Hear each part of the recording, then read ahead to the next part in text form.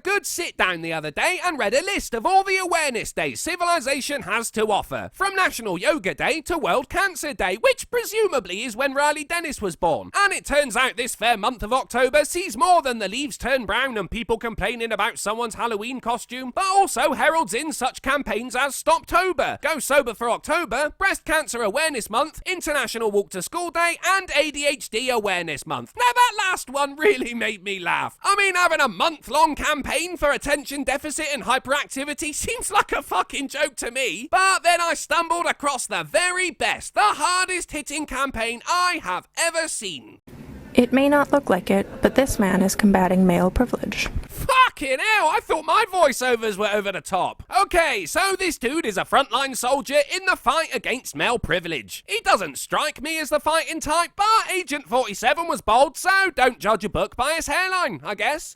A friend of mine sort of said, maybe you should try this. And it didn't sit well with me. I couldn't quite put my finger on it initially why it didn't sit well. What on earth could he be talking about? What didn't sit well with him? What was he reluctant to try? Well, we had a clue in that last clip. This is Tynan Rolo, which sounds like a cross between a Marvel villain and some kind of Italian food. But that's not the bit. This is the bit. October. Sounds shit, but let's not jump to conclusions, eh? It could be something really cool. I mean, it won't be, but keep an open mind. He's wearing a shirt and tie every day in October to combat male privilege. He's wearing a shirt and tie to combat male privilege. He's wearing the same apparel pretty much every man wears to the office every day to combat male privilege. And look at that smug face. I'm making a difference. No, you're not, Tynan. You're just dressing adequately.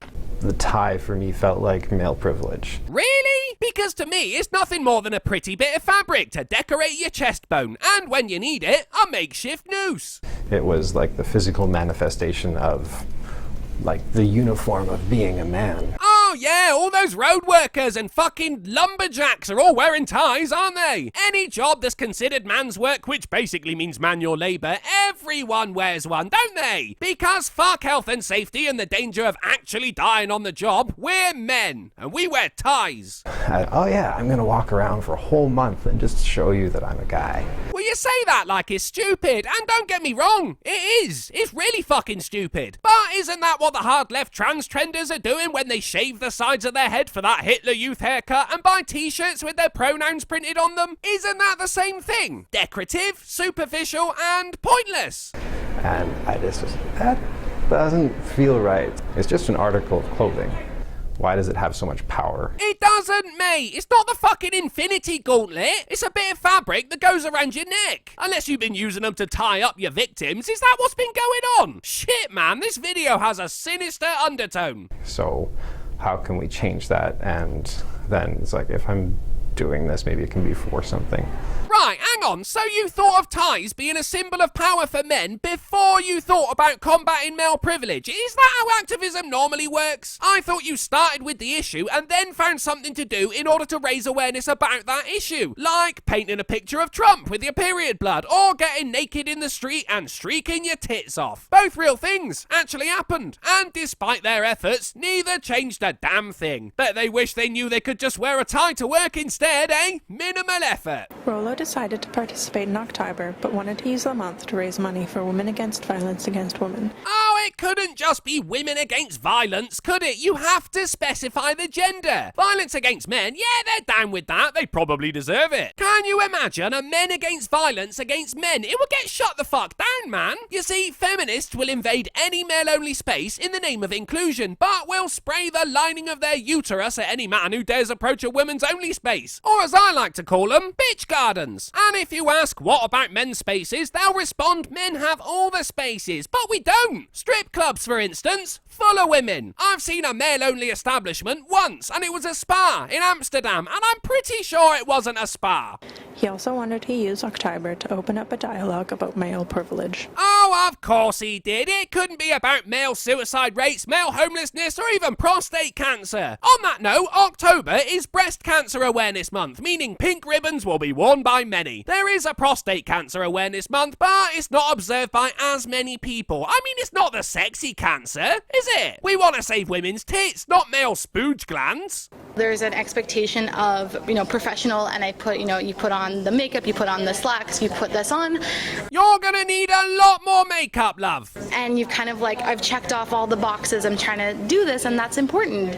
And at the same time, you're still not necessarily taken as seriously. Have you maybe considered that people don't take you seriously, not because you're a woman, but because you're pissing on about a make-believe construct that enables you to blame society for your failures instead of yourself? No, what am I talking about? It's obviously patriarchy. Hey, try wearing a tie. It's a power symbol, you know. I mean, I think it's fantastic. I think there's a lot of these events that happen. There's October, there's Movember, there's Dresscember. Ah, Movember! That's one that raises awareness about men's issues by not shaving your face for a month, which, as we all know, cures cancer. And Dresscember is where women can raise money by wearing dresses for a month. There's really fuck all effort goes into these things anymore, is there? I remember when people would run marathons and shit to raise money. Now they either dress a certain way or just don't pick up a razor. And if I don't give some bitch my cash for showing her ankles for 4 weeks out of the year, then somehow I'm the asshole. I think they all work towards the same goal, which is getting us to think about our appearance and how that appearance can be used. By doing something that people do anyway. People have beards and wear dresses, woman. Shit, some people do both at the same time. Ties are not an uncommon thing. How is that gonna raise awareness? It's just some dickhead in a tie. There's loads of them. It's not a charitable act if you were gonna do it anyway. Now, if you were raising money by wearing a rhinoceros costume for a month, or a sandwich board that says, I hate niggers, that is way more likely to get me to pay attention and cough up some spondoolies. For other things than, making us feel good or get a date. This year, Rollo has expanded the event to include workshops, the first of which was led by Holly Byrne. Oh, come on, workshops? So not only do I have to make a big deal out of some prick wearing a tie to work, like it's never happened before, but I have to listen to you whine as well? Surely anyone who attends these workshops already agrees with your fabricated issues, so aren't you preaching to the choir there? I mean, it's not like Charlie Sheen's gonna show up, is it? Wouldn't it be better to grab a megaphone and bang out your sermon in the middle of the road? Preferably somewhere with heavy traffic. I'm thinking freeway.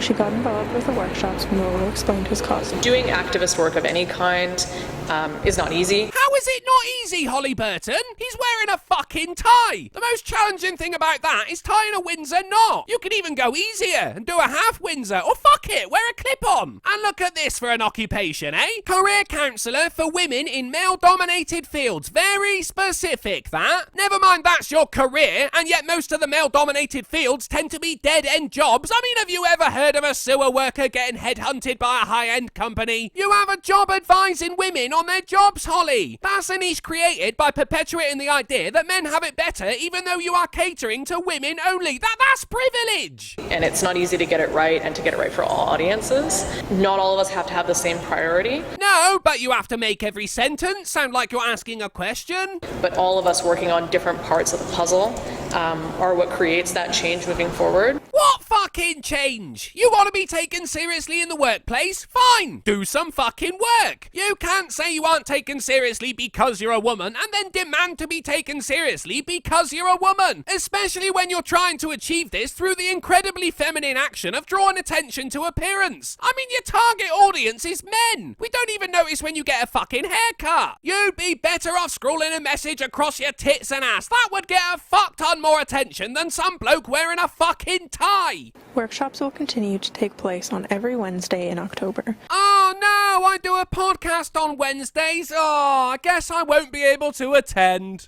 The next workshop will be about healthier masculinity. And by that, they mean no masculinity, which is funny, considering the people who'll turn up to that workshop will either be feminists or male feminists. There might be the odd sulking man who's been dragged there by his green-haired girlfriend, but I wouldn't put money on it. The last will be about consent. Oh yeah, you have to wedge that in there, because all men need to be taught not to rape, despite the overwhelming majority that would never even entertain the thought. What are the chances that a genuine rapist would go to that workshop? And not just that, but have his life turned around by it. Like, oh, I used to love rape, but you really got me thinking. Why aren't the feminists holding these workshops in prisons? You know, where the rapists go. It's a way to use my privilege for good. How short is this man that he only takes up half the frame? And I love how he's falling on a guy to raise these women's issues. I mean, isn't that contradictory to the whole movement? Anyway, he's earning his place in feminist heaven by using his male privilege for good. And by using, he means wearing a tie, which of course no woman can do. And by doing good, he means trawling for pussy. Because look at him. Man needs all the help he can get. I don't blame him for getting involved. It's probably the only chance he has to actually speak to a female, and that's pretty much the only way feminism helps men. Thanks for watching, guys. Please consider becoming a patron so I can afford clothes that don't oppress women. And check me out on VidMe because there's no Content Creators Awareness Month. The links are in the description, and remember, campaigning against male privilege is overreactivism.